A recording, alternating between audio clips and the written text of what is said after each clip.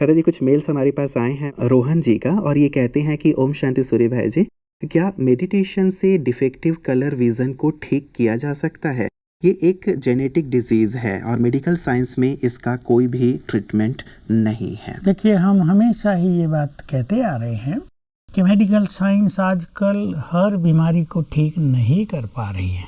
मानसिक रोग तो ऐसे ऐसे हो रहे हैं जहाँ मेडिकल साइंस कुछ कर ही नहीं सकती, ऐसी दवाई देते रहते हैं थोड़ी बहुत पेशेंट के सेटिस्फेक्शन के लिए। इसके अलावा भी बहुत सारी बीमारियां ऐसी आजकल निकल गई हैं जिनका कोई इलाज हमारी मेडिकल साइंस के पास नहीं होता, पर स्पिरिचुअल साइंस के पास होता है। क्योंकि मेडिकल साइंस तो केवल वर्तमान सिम्टम्स को देखेगी, भाई किडनी में कहाँ गड़बड़ है, लीवर में कहाँ गड़बड़ है, बीपी कैसा है, या हार्ट कैसा चल रहा है, या और जो भी चीज़, कोलेस्ट्रॉल चेक करेंगे, और ब्लड में कई चीज़ें, यूरिन में वो चेक करते हैं जिससे बीमारी का पता चलता है। पर बीमारियों का एक कारण पूर्व जन्मों के विकर्म भी होते हैं। बीमारी का एक कारण मानसिक टेंशन भी रहती है, निगेटिव थिंकिंग भी रहती है, और कहीं ना कहीं हर बीमारी इधर से ब्रेन से ही शुरू हो रही है। बीज कहीं ना कहीं मनुष्य के ब्रेन में है। कहीं ना कहीं खान पान भी आजकल मनुष्य का ऐसा है, मनुष्य न जाने क्या क्या खा रहा है, उससे भी बीमारियां पैदा हो रही हैं। तो डॉक्टर लोग तो केवल वर्तमान रिजल्ट देखेंगे ना, लेकिन बीज कहाँ है ये हर डॉक्टर को पता नहीं चल सकता, पता चल भी नहीं सकता, वो कितना भी एक्सपर्ट डॉक्टर क्यों ना हो। इसलिए स्पिरिचुअल पावर अपने में भरने से ये कई बीमारियां ठीक हो जाती हैं। तो इनको एक तो अपनी आंखों को प्योर एनर्जी देनी पड़ेगी। इसमें ये अभ्यास, मैं परम पवित्र आत्मा हूँ, 3 बार करके ऐसे हाथ मोड़ के आंखों पे रखेंगे 1 मिनट, फील करेंगे प्योर वाइब्रेशंस आंखों को जा रहे हैं और मेरी आंखों को नॉर्मल कर रहे हैं। जो भी ये डिफेक्ट है भिन्न भिन्न कलर्स का, ये समाप्त हो रहा है। दूसरा अभ्यास करेंगे, पानी को इसी संकल्प से चार्ज करेंगे, मैं परम पवित्र आत्मा हूँ। आधा गिलास पी लें, आधा गिलास आंखों पे छिड़क दें। तीसरा अभ्यास, ब्रेन को एनर्जी देंगे और इसके लिए संकल्प करेंगे, मैं मास्टर सर्वशक्तिवान हूँ। 3 बार करके 1 मिनट यहाँ हाथ रखेंगे। ये 1 मिनट रखना है, ऐसा 10 बार करना है। आंखों पर भी 10 बार कर सकते हैं, 5 बार सवेरे, 5 बार शाम को भी कर सकते हैं।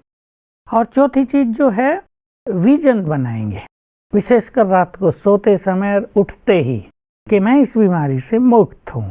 अब मान लो मैं पढ़ रहा हूँ या दूर तक देख रहा हूँ तो बिल्कुल क्लियर विजन है, कोई समस्या नहीं है।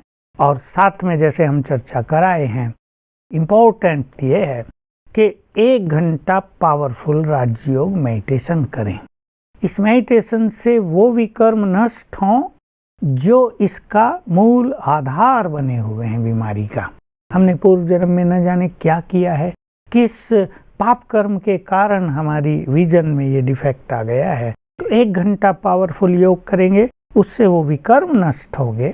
बहुत लोग हमारा ये प्रोग्राम सुनकर ही योग करने लगते हैं, वो भी अच्छी बात है, लेकिन राजयोग एक ऐसी विद्या है जो धीरे धीरे सीखनी होती है, क्योंकि मनुष्य का मन बहुत भटकता है। विद्या तो इतनी है कि आत्मिक स्वरूप में स्थित होकर परमात्मा से अपना नाता जोड़ो, उसे विजुअलाइज करो और उसकी एनर्जी को रिसीव करो, उसे बात करो, उसका लव फील करो, उसकी शांति को अनुभव करो, उसकी शक्तियों को अनुभव में लाओ। है तो इतना ही, पर बार बार के अभ्यास से ये क्लियर होता है। इसलिए हम सभी दर्शकों को राय देंगे और देते हैं कि हमारे सेवा केंद्रों पर जाकर 7 डेज कोर्स अवश्य करें, ताकि जो ईश्वरीय ज्ञान है, प्रारंभिक जो ज्ञान है, वो आपको क्लियर हो जाए। तब राजयोग में और आनंद आएगा और आपको पूरी नॉलेज मिलेगी, मैं कौन हूँ, भगवान है कौन, ये संसार का चक्र क्या है, कर्मों की गुह्य गति कैसी है और राजयोग का सही सही मेथड क्या है।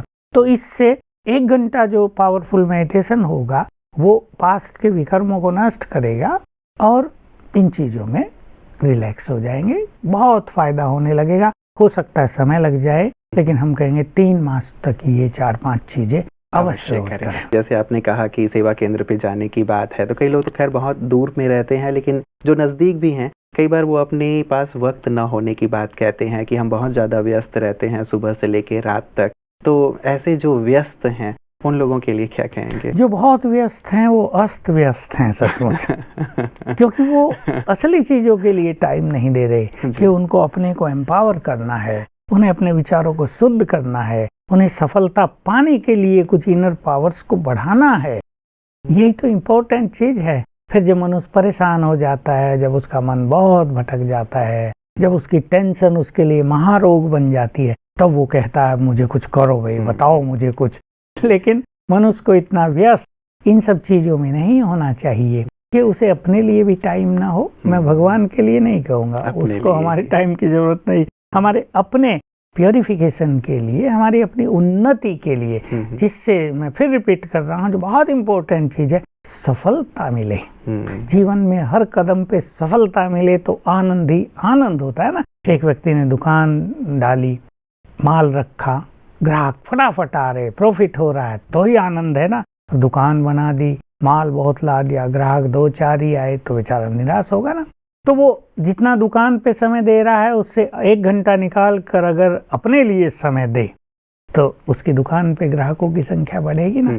तो अपने लिए समय देना आवश्यक है। और मैं ये कभी नहीं मानता कोई व्यक्ति कहे कि मैं तो बहुत बिजी हूँ, मरने की भी फुर्सत नहीं, लेकिन खाने की तो फुर्सत है। कहा जाता है prevention is better than cure. तो जब बीमार हो जाए उसके बाद दवाइयों और दवा खानों के पीछे भागें, उससे अच्छा है कि खुद को वक्त दे दिया जाए। लता जी, जैसे ये एक जेनेटिक प्रॉब्लम थी, क्या आप ऐसे अनुभव में आए हैं कि ठीक हो गए हैं? हाँ, मैंने आंखों के कुछ केस डील किए जो बिल्कुल ऐसे ही थे कि विजन बहुत कम रह गई थी, धुंधला दिखने लगा था। और यही बताया कि माँ बाप को भी ऐसा ही हुआ था एक वृद्ध आयु में जाने पर, लेकिन बच्चों को अभी 30-35 साल की आयु से ये होने लगा, तो काफी इम्प्रूवमेंट हुआ। अब क्योंकि मेरे से 2 केस ऐसे आए थे, मैंने उनके एड्रेस आदि तो नहीं लिए थे, पर मुझे बताया कि काफी इम्प्रूवमेंट है और उन्हें आशाएं बंध गई हैं कि अब उनका सब कुछ धीरे धीरे ठीक हो जाएगा। इसलिए भले जेनेटिक चीजें चलती आ रही है, हेरिडिटरी चलती आ रही है,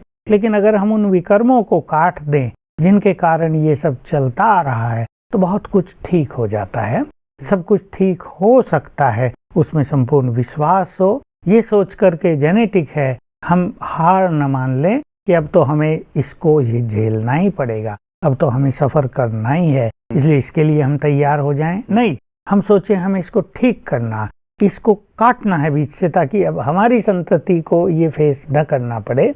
और अगर मनुष्य दृढ़ता से राजयोग का अभ्यास करे और अपने मन को बहुत प्रसन्न रखने लगे, अपने विचारों को पावरफुल एंड पॉजिटिव बना दे, तो ये जो एक चेन चली आ रही है जन्म जन्म जन्म की, ये कट सकती है और चीजें ठीक हो सकती हैं। जी जी, चलिए, एक आशा का दीप आपने जलाया भ्राता जी, क्योंकि अब तक मेडिकल साइंस तो यही कहती थी कि नहीं, जो जेनेटिक है वो जेनेटिक है और वो आपको रहेगी ही, लेकिन योगाभ्यास से, राजयोग के सुंदर अभ्यास से उस चीज को अब ब्लॉक किया जा सकता है, समाप्त किया जा सकता है। एक सुंदर समाचार और खुशखबरी है हमारे सभी दर्शकों के लिए। आज के सुंदर प्रकाश के लिए आपका बहुत बहुत शुक्रिया।